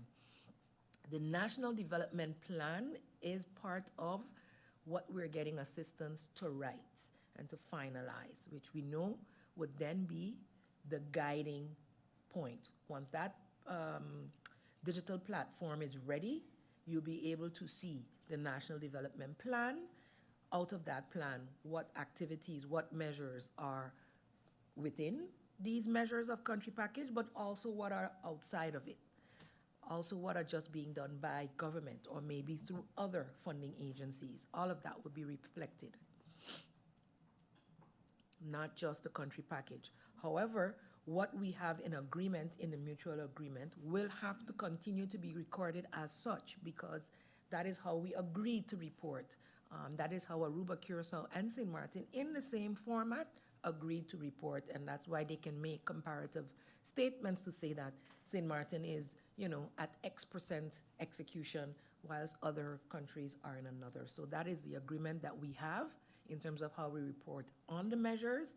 However, the greater plan will embed, you will be able to see those measures within that greater plan also once it is finalized. The finances from the Netherlands into the different measures. The report we provided something, I was reminded during the budget discussion, which had a breakout of how the financing was delineated, and we were able to look at, and we can also do that in the next budget discussion, how much is actually spent already on certain projects within the various ministries. And if possible, if such can be provided in writing, then I will endeavor to do so, Mr. Chairman. The social pillar, MP mentioned, would like to see the focus on the social pillar for Sint Maarten. While the country reform measures do not reflect the social economic measures, I wish to make clear that the reform measures are not the only projects that government of Sint Maarten is currently working with. Under the Ministry of VSI and in collaboration with the Trust Fund and NRPB, there is a social registry being worked on and several other projects, including with PAHO and the WFP, the food program. The Ministry of TEAT is also working on several programs and projects related to agriculture and the like, and other social related programs. We will continue to look at ways to finance and fund those and prioritize them in other ways, not necessarily within the reforms. Is government continuing to maintain seeking funds, MP Martin Heyliger asked.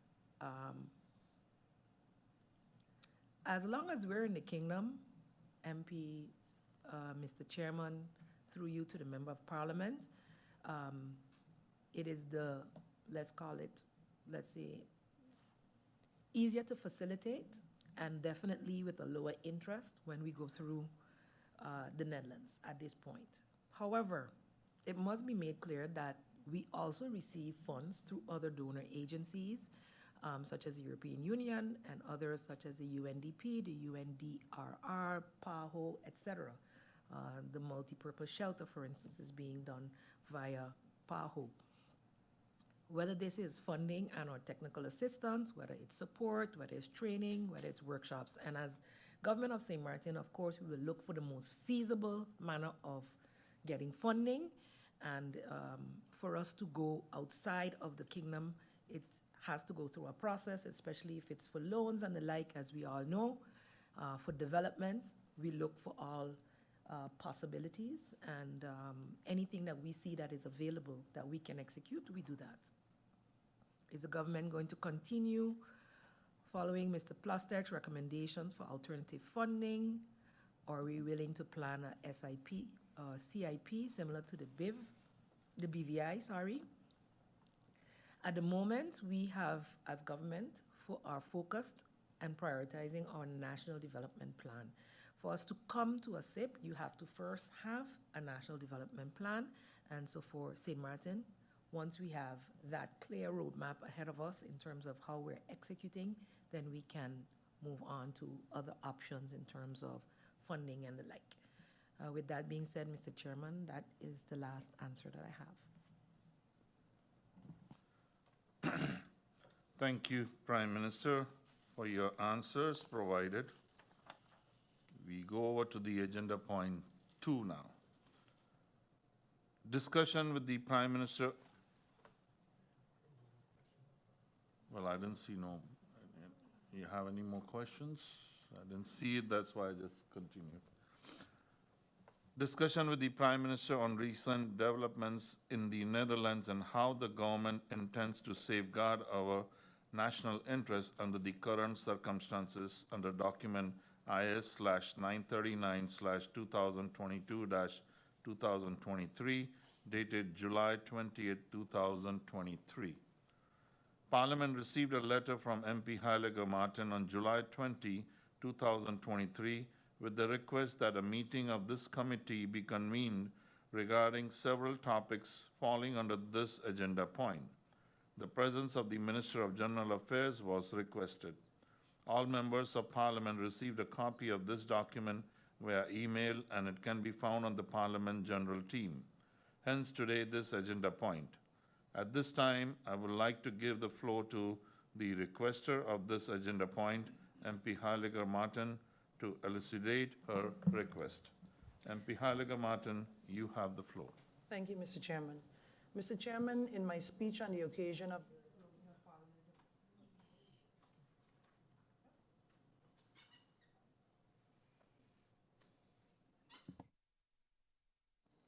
Thank you, Mr. Chairman. Mr. Chairman, in my speech on the occasion of the closing of Parliament a few days ago, I stated that this government is daydreaming. Before that, on August 6th of this year, I stated that this government is asleep at the wheel while the world is moving. This might sound like a very strong and perhaps even harsh statement, but looking at the state of affairs, it is only a conclusion. This is the only conclusion that one can reach.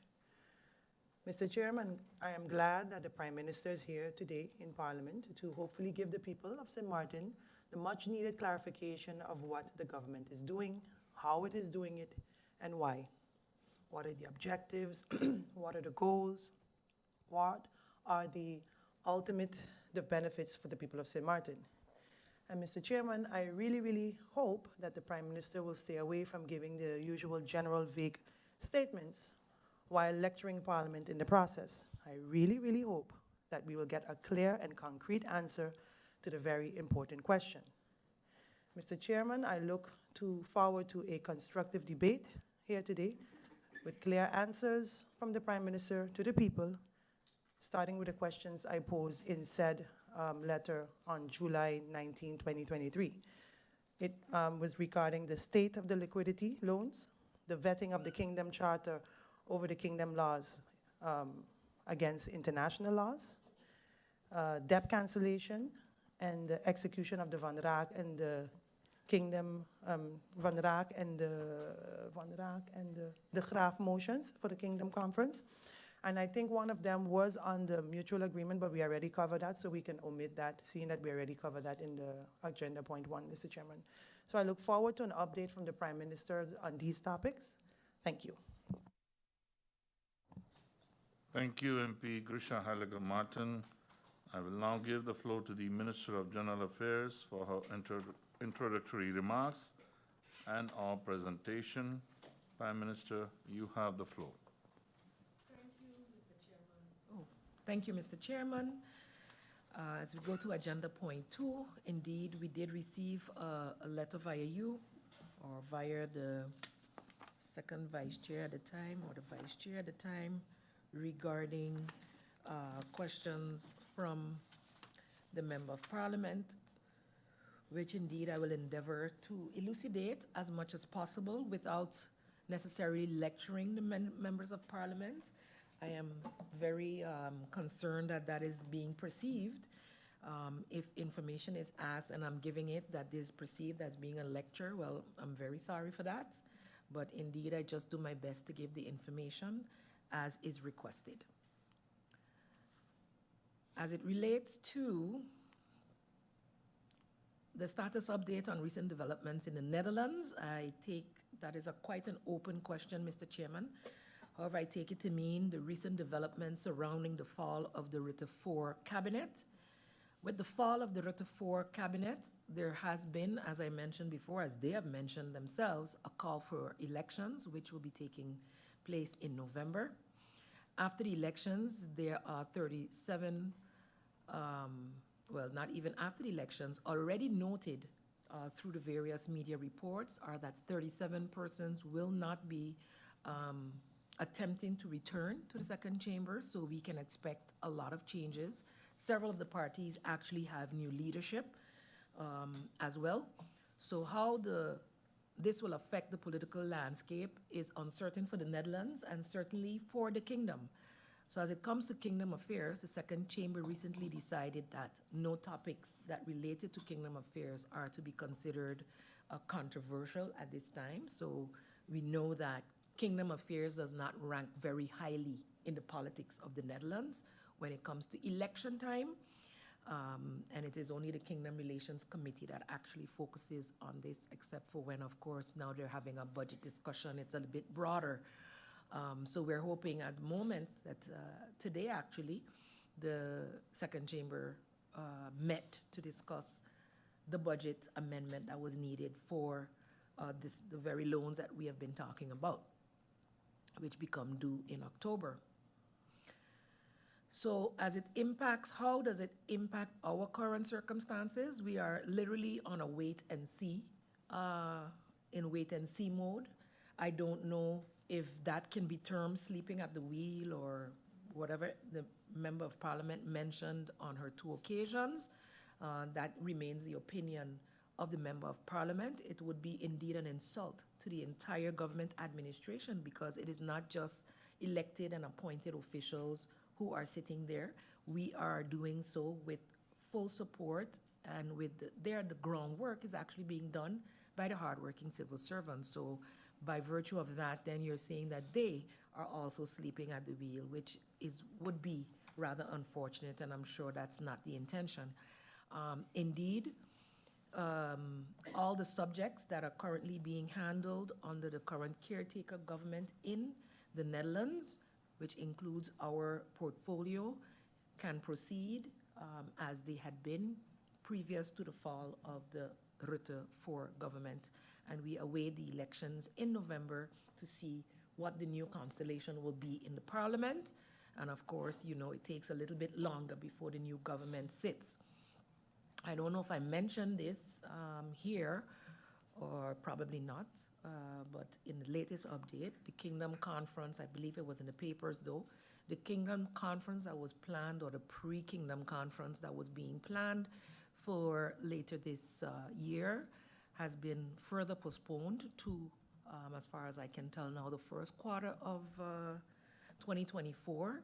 But the same challenges I had with it being held now, while you have a demissionaire government and while we are going into elections, remain also still a challenge in the early part of the first quarter. So we will see what the technical committee comes up with. We had a short discussion with all 4 countries earlier this week, where certain dates within the first quarter, towards the end of the first quarter, were being looked at, seeing that hopefully by then also a new government for Sint Maarten would be sitting, because it would behoove us, I believe, to have the persons who are actually moving the country forward for the next 4 years, the next governing period, to be sitting in that Kingdom Conference discussion. And for me, for sure, one of the topics that I would want to be discussed would definitely be in keeping with that.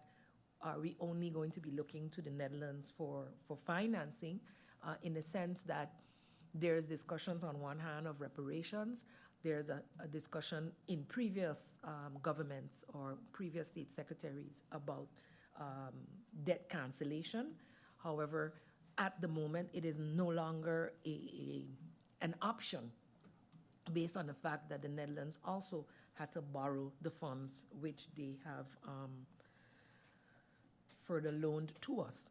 So the discussion for me is a very interesting one because for all three countries, it is very important that we know what the intention is with the Netherlands in terms of reparatory justice, and that will definitely be something I feel should be added to the Kingdom Conference. So I look forward to hearing from, as we move forward, how we will be dealing with that, and we will await the outcome of the elections and continue to plan the best way forward for St. Maarten as we continue with what has already been put on the table for us.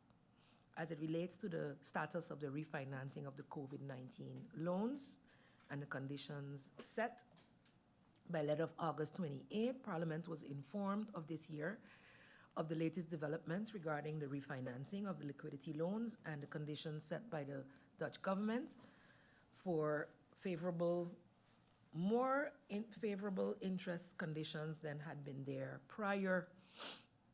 As indicated in this information package, for now we received a more favorable deal than what Curacao and Aruba received, but it is not in line with what our initial wishes were. However, it is more favorable than what had been initially offered through the letter of the State Secretary of May 15, 2023. Currently, St. Maarten is offered a full refinancing of the amount of 316.4 million, that it would be interest only, aflossingsvrij, against a value of 3.1%, loan components with different maturity dates, 15 years, 22 years, and 30 years for a spread of the repayment profile. The Netherlands must include a refinancing in their budget amendment 2023 and therefore has requested urgent handling by the second chamber. Today, ironically, September 13, the technical briefing took place at 9:30 this morning, Netherlands, our time, which is 3:30 their time. And the debate will follow in the second chamber at 6:30 p.m. their time. So it should have happened between 12:30 and 3:30 our time. The debate in the first chamber will follow later. With this approval in the second chamber, St. Maarten, Aruba, and Curacao loans will not become due on October 10, 2023. That is why it's important for them to handle that. The decision, so that is happening today, hopefully has happened. The decision on the way forward is still being finalized in terms of the details. The offer, of course, that the Netherlands has made is subject to the ENIA situation being resolved or having an agreement on how we're moving forward with that. We have seen what some have said within the Netherlands on this, as well as the CFT. These negotiations are on a technical level between Curacao, St. Maarten, and the Technical Committee of ENIA, the Central Bank of Curacao, the Ministry of the Interior and Kingdom Relations, the Dutch Central Bank, and the Ministry of Finance of the Netherlands. So the technical discussions are being had at that level.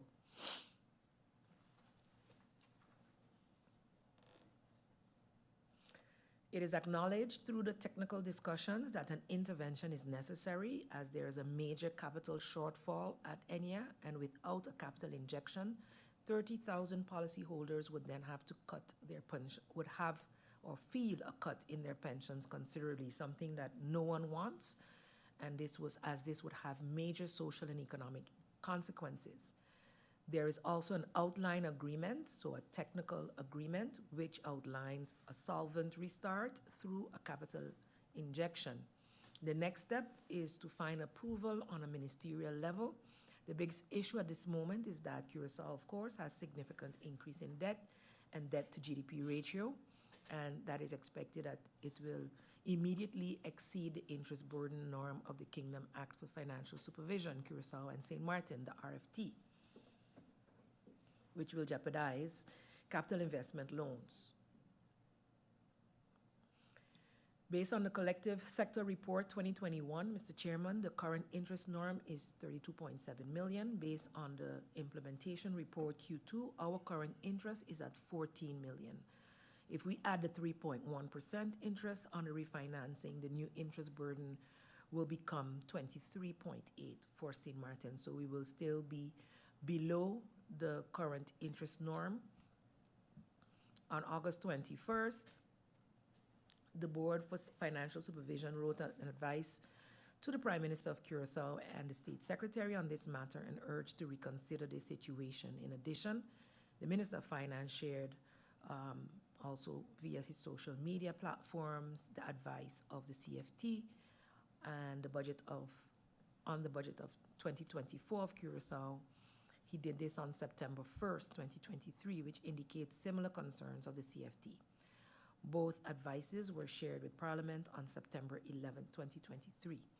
This is the latest that I can update at this time on the status of the refinancing of the COVID-19 liquidity loans and conditions as set by the Dutch government for favorable interest conditions.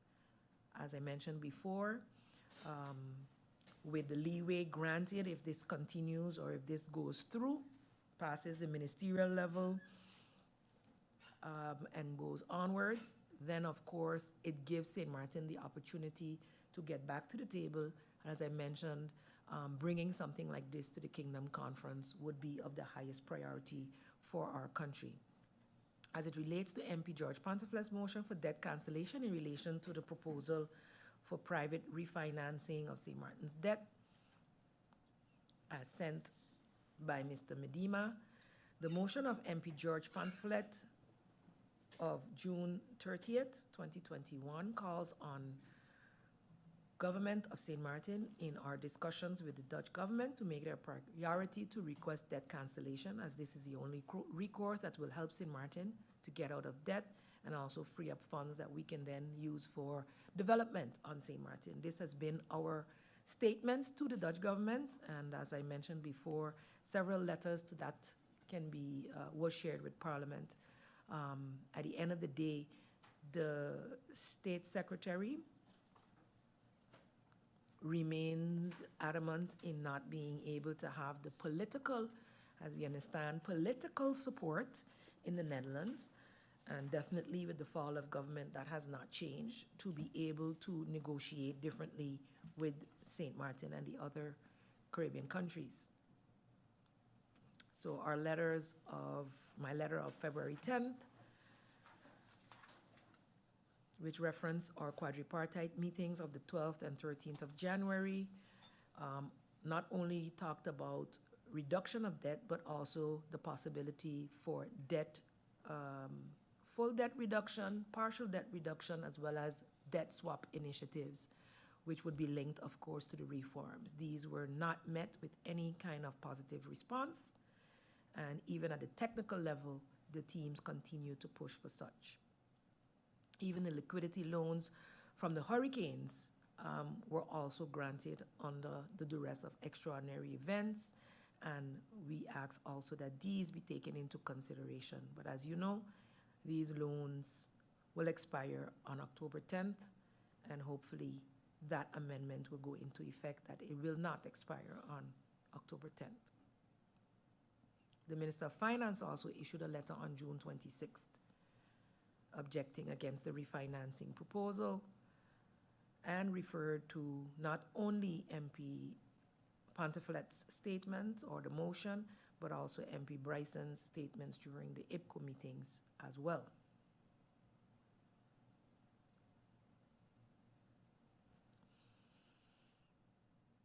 I believe at all levels of government we will and should continue to forward St. Martin's agenda to remove the heavy burden of the loans, especially seeing that, on the other hand, funding, etc., is being received to assist us to carry out some reforms. You know, the debt swap can work that way. Reduce the debt, we use the money instead of paying you back to be able to execute the reforms from our own operations.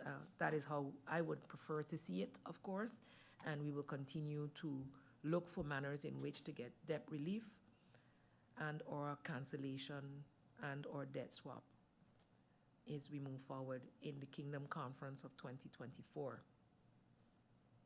With regard to the question from MP Heyliger about the letter received from Mr. Jacob A. Medema as a representative of the Dutch-based financial consortium, which was on June 6, 2023. I believe I responded to this already. The letter also included, I'm not going to go into the details of what the consortium said, the letter also concluded with the fact that the Netherlands has not indicated its willingness to issue such a guarantee.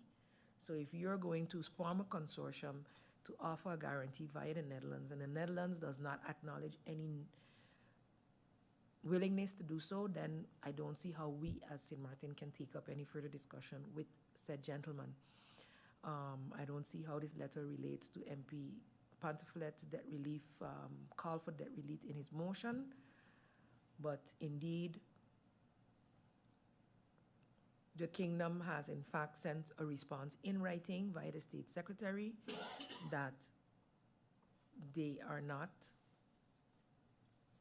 the representative of the consortium has already been informed, discussed this guarantee,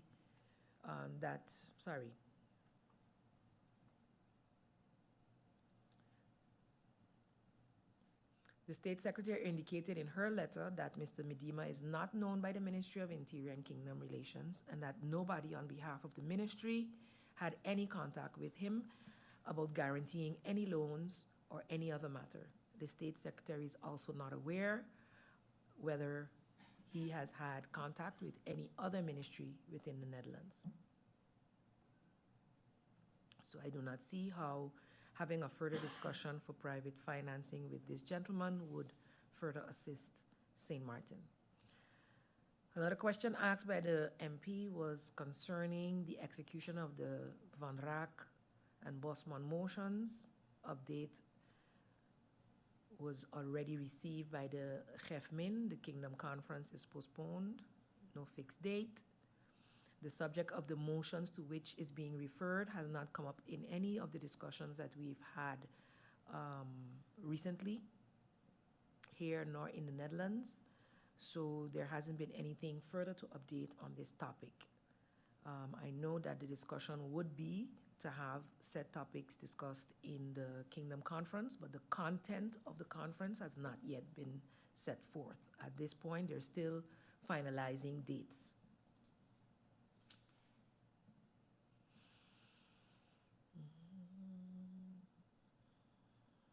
So it may very well be a topic of discussion, as I understand that it will definitely be discussed at the IPCO conferences as well. And I would look forward to being updated on that as your IPCO conferences approach. As I mentioned earlier, the dates that are being looked at now are in March 2024, which is after the date that the new parliament will sit, and hopefully by then also the new government. The status of the execution of the measures was already discussed in the previous agenda point. And lastly,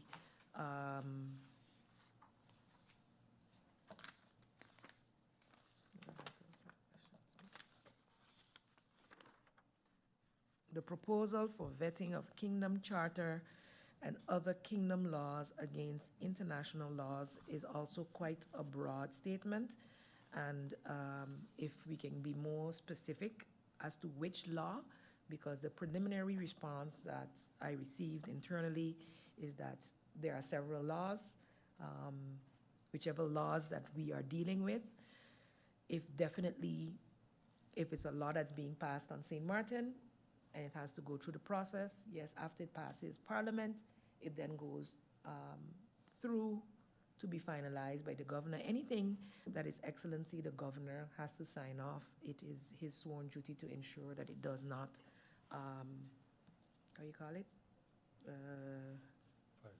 violate any kingdom or international laws. So if the Member of Parliament would want to be more specific, then I would pass that information on to our legal advisors for further information. But at this point, I don't have a set response, as it wasn't clear exactly in what context the question was being asked or the statement was being made. Thank you. Thank you, Prime Minister.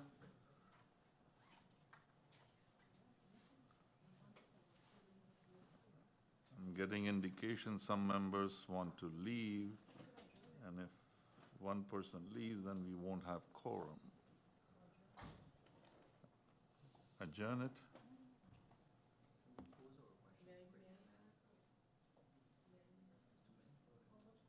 Yes, Prime Minister, go ahead. Thank you, Mr. Chairman. Seeing the time, et cetera, and that there may be questions, may I propose, similarly to what was done in the letter that was sent by that the members of parliament send the questions in writing?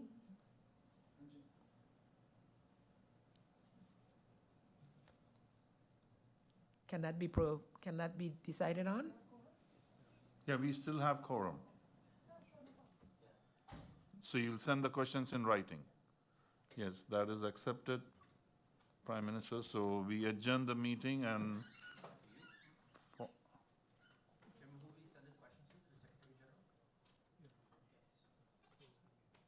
close the meeting. Okay. So it's suggested that the questions will be sent in writing to Secretary General Griffier, and we will now close this meeting with agenda point 1 and 2.